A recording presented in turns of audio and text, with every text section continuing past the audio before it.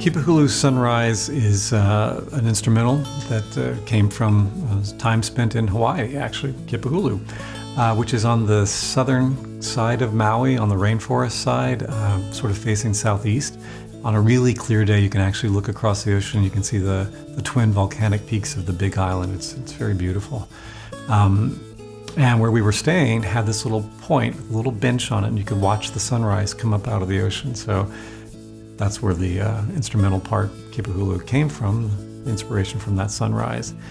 We actually scored a string part for Kipahulu and recorded it, and it was when I was trying to edit it that it just wasn't working. I mean, it wasn't any fault of the players, it's just, yep, they played what I wrote. Too bad I wrote what I wrote. It's just didn't quite come together.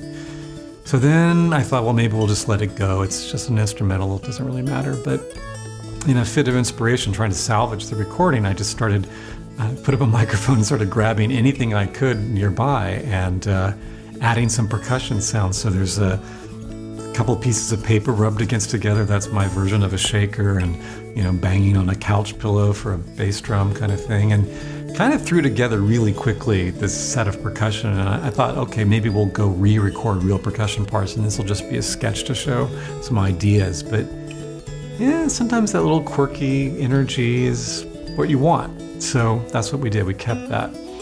But it still wasn't finished. And there was one part of the string arrangement that I really missed. It was a sort of a counter melodic line, and couldn't figure out something. It couldn't be strings, but I did want something that could convey those pitches. And fortunately, a friend of mine that I was teaching with, her husband was giving a concert on musical saw.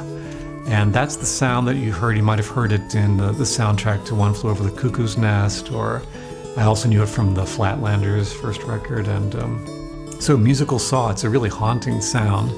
And there it was, right in front of me. And I thought, that's perfect. That fits totally with the paper shakers, kick drum from the pillow vibe. And so brought in David Moore to come in and record. And he actually played a little bit on Murderous Friend as well, but primarily on Kipahulu Sunrise. So that's the sound you hear. That's sort of, it almost sounds electronic, like a synthesizer, but nope, it's just a bow and a piece of metal. So that's the quirky quality of what is really a guitar showcase for me, called Kipahulu Sunrise.